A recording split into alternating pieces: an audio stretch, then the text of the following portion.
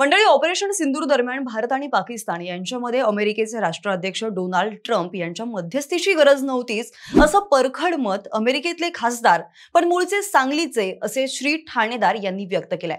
ठाणेदार हे मूळचे सांगलीचे आणि त्यानंतर मुंबईचे, पण ते सध्या अमेरिकेत राहत असून तिथे खासदार म्हणून काम पाहत आहेत। नुकतंच एका कार्यक्रमात श्री ठाणेदार यांनी ट्रम्प तात्यांच्या धोरणाविषयी सांगितलंय। ते म्हणतात की डोनाल्ड ट्रम्प यांना अमेरिका गोऱ्यांची करायची आहे। मुळात अमेरिका हा देश स्थलांतरितांचा देश आहे। इथे 50% लोक हे आफ्रिकी म्हणजेच काळ्या वंशाचे आहेत आणि हेच ट्रम्प यांना खटकतं। या व्यतिरिक्त मी एक भारतीय वंशाचा असल्यानं त्यातली त्यात काळा आहे, पण एक काळा माणूस आपला लोकप्रतिनिधी कसा यासाठी ठाणेदार यांना तिथे विरोध होत असल्याचंही त्यांनी एका कार्यक्रमात सांगितलेलं आहे। श्री ठाणेदार हे गेल्या 45 वर्षांपासून अमेरिकेत राहत आहेत। नुकतंच त्यांनी एका वृत्तवाहिनीला मुलाखत दिलेली आहे, ज्यामध्ये त्यांनी त्यांचं सांगलीशी असलेलं नातं सांगितलंय। ठाणेदार हे एक राजकारणीच नाहीये, तर ते एक उद्योजक आणि संशोधकही आहेत। वयाच्या 24व्या वर्षी केवळ एक सुटकेस घेऊन अमेरिकेत गेलेला एक मराठी माणूस केवळ जिद्द, मेहनत आणि चिकाटीच्या जोरावरती काय काय करू शकतो याचं उत्तम उदाहरण म्हणजे डेमोक्रॅटिक पक्षाचे काँग्रेसमन म्हणजेच खासदार श्री ठाणेदार। ठाणेदार हे सध्या थेट अमेरिकेचे राष्ट्राध्यक्ष डोनाल्ड ट्रम्प यांना भिडत आहेत, ज्यामुळे ते प्रचंड चर्चेत आलेत। पण मंडळी, सांगलीचा हा पोरगा अमेरिकेचा खासदार कसा झाला पाहूयात या व्हिडिओतून।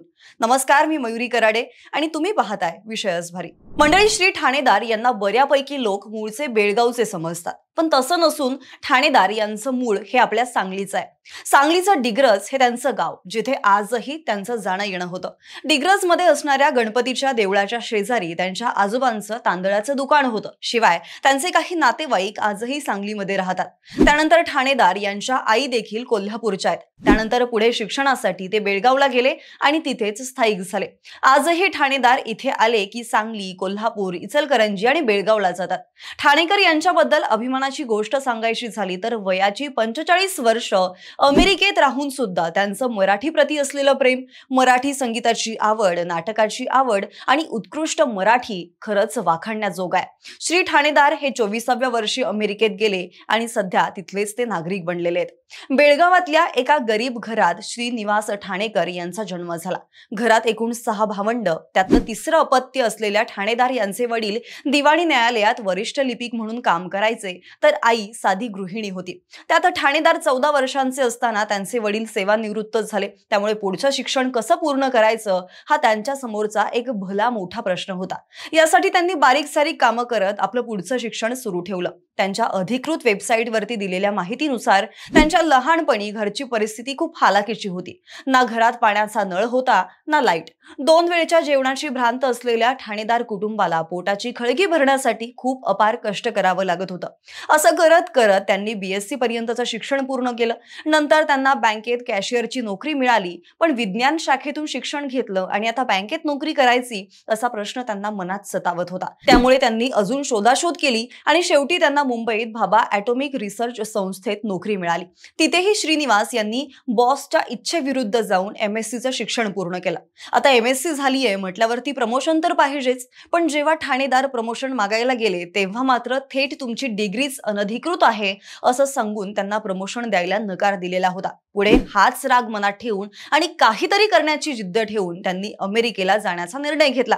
पुढे 1979 मध्ये त्यांनी अमेरिकेतील ॲफ्रॉन विद्यापीठात प्रवेश घेतला। या दरम्यान त्यांनी शिक्षण पूर्ण करताना रखवालदाराचं काम सुद्धा केलेलं आहे। याशिवाय आपला खर्च भागवण्यासाठी त्यांना कित्येकदा आपल्या गाडीतच झोपावं लागलं। पुढे शिक्षण पूर्ण केल्यानंतर त्यांनी अनेक कंपन्यांमध्ये विविध नोकरी केली।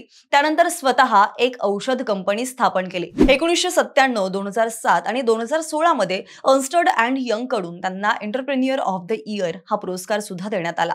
पण 2016 मध्ये ठाणेदार यांनी त्यांची ती कंपनी विकली आणि 2018 मध्ये मिशिगनच्या गव्हर्नर पदाच्या शर्यतीत भाग घेतला। पण या निवडणुकीत त्यांना पराभवाला सामोरं जावं लागलं। त्यानंतर 2020 मध्ये ते मिशिगन विधानसभा निवडणुकीत उभे राहिले आणि विजयी सुद्धा झाले। त्यानंतर 2022 मध्ये मिशिगन मधून अमेरिकन संसदेवरती निवडून आले। सध्या ठाणेदार हे अमेरिकेच्या मिशिगन राज्यात डेमोक्रॅटिक पक्षाचे सलग दुसऱ्यांदा काँग्रेसमन म्हणजेच खासदार आहेत। तसं बघायला गेलं तर श्रीनिवास ठाणेकर यांना लहानपणापासूनच राजकारणाची आवड होती। त्यांनी बेळगावमध्ये त्यांच्या वडिलांसोबत सीमाप्रश्नी अनेक सभा सुद्धा ऐकलेल्या आहेत। बाळासाहेब बाळासाहेब ठाकरे, प्रमोद नवलकर, मधु दंडवते यांच्या सभा तर चक्क जमिनीवरती बसून ऐकल्यात. पण जेव्हा ते अमेरिकेमध्ये स्थलांतरित झाले तेव्हा मात्र ते राजकारणात कधीतरी येतील असं कधीच त्यांना वाटलं नव्हतं. ठाणेदार यांचं ही श्रीची इच्छा हे पुस्तक मराठी वाचक वर्गात विशेष लोकप्रिय आहे. या पुस्तकाच्या प्रस्तावनेतच त्यांनी आपल्या आजवरच्या प्रवासात आलेल्या अडथळ्यांची आणि त्यावरती मात करताना आलेल्या अनुभवांची माहिती दिली आहे. ते लिहितात, नशिबाचं सर्वच दान मनासारखं पडत नाही. टोकाचं अपयश, टोकाची निराशा, टोकाची हार पत्करावी लागते, पण ती केवळ एक तात्पुरती गोष्ट. इच्छेच्या जोरावर मी परत प्रतिकूल परिस्थितीवरती मात केली आहे.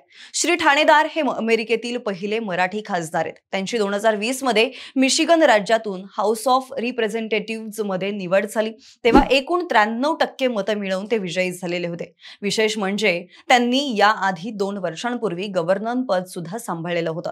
त्यानंतर 2024 मध्ये ट्रम्प लाट असताना सुद्धा दुसऱ्यांदा त्यांची खासदार म्हणून निवड झालेली आहे. मंडळी, असं म्हटलं जातं की माणूस कितीही मोठा झाला तरी त्याची मातीशी असलेली नाळ तुटत नाही, आणि हेच श्रीनिवास ठाणेदार यांच्या आचार, विचार आणि उच्चार यावरून लक्षात येतं. बाकी ठाणेदार यांच्याबद्दल तुम्हाला याआधी माहित होतं का? आम्हाला कमेंट बॉक्समध्ये जरूर कळवा. हा व्हिडिओ आवडला असेल तर व्हिडिओला लाईक करा, शेअर करा. सोबतच आपल्या विषयच भारीच्या YouTube चॅनलला सबस्क्राईब करायला सुद्धा विसरू नका. धन्यवाद.